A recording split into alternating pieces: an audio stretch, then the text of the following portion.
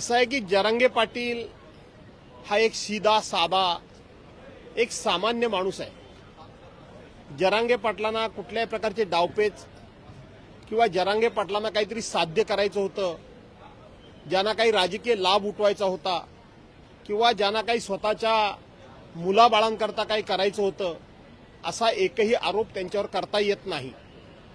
आणि म्हणून जरांगे पाटील हा एक ध्येयवेडा माणूस आहे। जरांगे पाटलांनी अनेक वर्षापासून जो मराठा समाजावर वेगवेगळ्या प्रकारे अन्याय होत आला, त्या मराठा समाजाला भले माझं आयुष्य खर्ची पडलं तरी चालेल, परंतु मराठा समाजाला मी न्याय मिळवून देईन, असा एका ध्येयानं प्रेरित होऊन आणि त्याचबरोबर सातत्यानं सरकारनं अशा पद्धतीचा आभास निर्माण केला की तुमची आम्ही प्रत्येक गोष्ट मंजूर करतो आहोत, अशा प्रकारे दाखवून आज मनोज जरांगे पाटलांना एका बाजूला आपल्या लढ्याला यश आलंय असं वाटत असताना त्यांना फसवण्याचं काम केलं गेलंय आणि त्यातूनच त्यांच्यावर ही SIT नेमण्याची घोषणा करणं किंवा जर त्यांच्यावर गुन्हा दाखल झाला असेल तर त्यातूनच गुन्हा दाखल करणं, त्यातून ही कृती करण्यात आलेली आहे। सरकारमध्ये मंत्री आहे, त्यांनी असं सांगितलंय की तुम्ही जरांगे पाटलांची SIT लावता, 3 लाख शेतकऱ्यांनी आत्महत्या केल्या, त्यांची SIT। असं आहे की एक मनोज जरांगे पाटलांच्यावर SIT लावण्याचं कारण काय, तर तुम्ही रस्ता रोको केलात, तुमच्या पाठीमागं कोण होतं अशा प्रकारचं एक संशयाचं भूत त्यांच्या पाठीमागं निर्माण केलेलं आहे। मनोज जरांगे पाटलांच्यातीलच काही लोक फोडून त्यांच्याकडून मनोज जरांगे पाटलांच्यावर आरोप करण्याचं काम सुरू झालेलं आहे। याचा अर्थ एका बाजूला मनोज जरांगे पाटलांचं आंदोलन, त्या आंदोलनाची धार कमी करायची आणि दुसऱ्या बाजूला मनोज जरांगे पाटलांकरता आम्ही काहीतरी करतो आहोत किंवा मराठा समाजाला आम्ही काहीतरी देतो आहोत असा आभास निर्माण करायचा आणि त्याच मराठा समाजांचा लढवय्या सुभेदार, या सुभेदारला जेरबंद करायचं, अशा प्रकारचा कुटील डाव विद्यमान सरकार आखतंय हे महाराष्ट्राच्या लक्षात यायला फार वेळ लागणार नाही।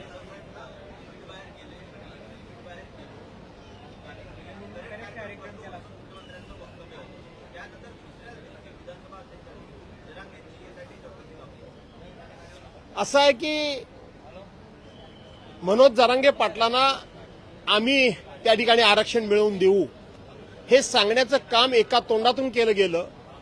त्याचबरोबर सरकारमधल्या एका मंत्र्यांना ओबीसीच्या बाजूने उभं करण्यात आलं। ज्या वेळेला एकनाथराव शिंदेनी छत्रपती शिवाजी महाराजांच्या पुतळ्याला स्पर्श करून सांगितलं की मी तुम्हाला आरक्षण मराठ्यांना देईन म्हणजे देईनच, त्याच वेळेला मी म्हटलं होतं की एकनाथराव शिंदेनी हे, आणि सभागृहात म्हणालो होतो, बाहेर म्हणालो नव्हतो मी, की एकनाथराव शिंदे तुम्ही छत्रपतींच्या पायाला हात लावून शपथ घेतलेली आहात, ही शपथ तुमची सत्यामध्ये उतरावी, मी तुमचा जाहीर सत्कार करेन।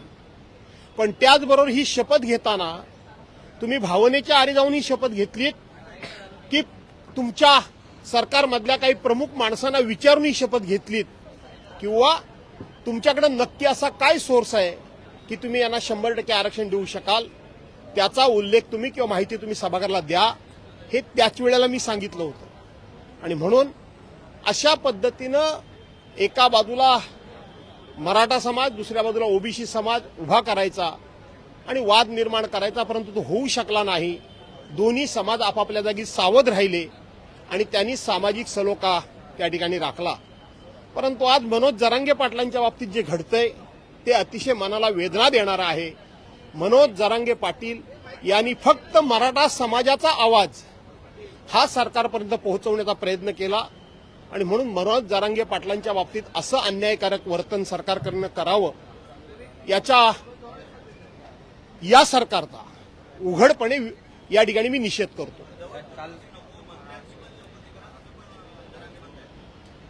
माझी विनंती आता या सगळ्या गोष्टीमध्ये सातत्यानं जरांगेंना उचकवून बोलणं भाग पाडणं आणि बोलायला लावणं आणि त्यांनाच त्यांच्या शब्दामध्ये पकडणं, हा प्रकार सरकारकडून खूप नियोजनबद्धरित्या होतोय। जरांगे पाटलांनी देवेंद्र फडणवीसच्या बाबतीत काही जर चुकीचा एखादा शब्दप्रयोग केला असेल तर त्यांनी जाहीरपणे दिलगिरी व्यक्त केलेली आहे. त्यांनी ते शब्द मी मागे घेतो म्हणून सांगितलेला आहे. त्यामुळं खरं तर सरकारने हा विषय तिथेच संपवायला पाहिजे होता. मला माहित नाही सरकारच्या मनामध्ये काय आहे ते, परंतु आज जे चौकशा लावतायत त्यांच्याच पक्षाच्या व्यासपीठावरून आज ह्या राज्यातल्या आणि देशातल्या वेगवेगळ्या जाती धर्माच्या लोकांबद्दल कोण कोण काय काय उद्गार काढतोय, एक लोकांच्या आई बहिणीबद्दल, मुलीबाळींबद्दल, मुलाबाळांबद्दल कोण कोण कोणकोणत्या भाषेमध्ये उद्गार काढतोय, त्यांची एसआयटी लावणार आहे का सरकार? त्यांची लावणार नाहीये. वेगवेगळ्या पक्षाच्या नेत्यांबद्दल काय भाष्य होत आहेत त्यांची एसआयटी लावणार नाही. आणि मनोज जरांगे सारखा एक साधा माणूस बघितलं तर आज त्यांची तब्येत ही तोळा मासा झालेली आहे. म्हणजे मला तर भीती वाटते. मी देवाला प्रार्थना करतो आणि मनोज जरांगेला पण तुमच्या माध्यमातून प्रार्थना करतो. मी त्यांना जाऊन लवकरच भेटण्याचा प्रयत्न करणार आहे. मी एक छोटा माणूस आहे पण मी भेटणार आहे की मनोज जरांगे पाटील आपल्या कुटुंबाकरता पहिल्यांदा आपली तब्येत सांभाळा. त्याचबरोबर संपूर्ण महाराष्ट्रातल्या मराठा समाजाला तुमची गरज आहे. देशामधल्या मराठा समाजाला तुमची गरज आहे. त्यामुळं तुम्ही पहिली तुमची तब्येत सांभाळा. तुम्ही जर तुमची तब्येत सांभाळली तर असे अनेक लढे उभे करण्याकरता निश्चितपणे या महाराष्ट्रातली जनता तुम्हाला सहकार्य करेल.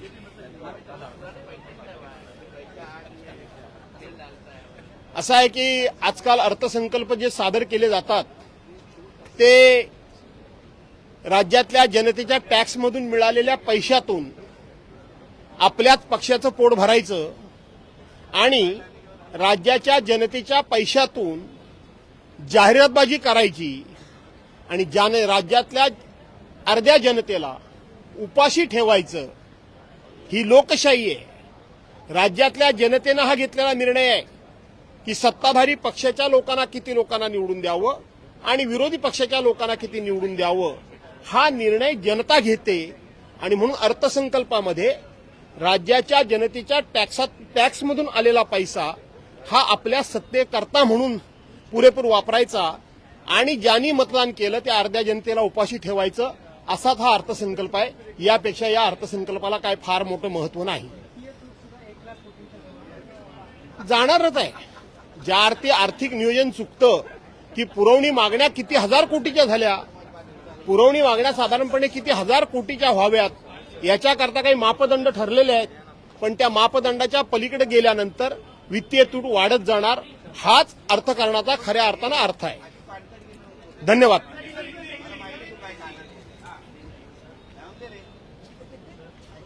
बोलिए, पूछिए.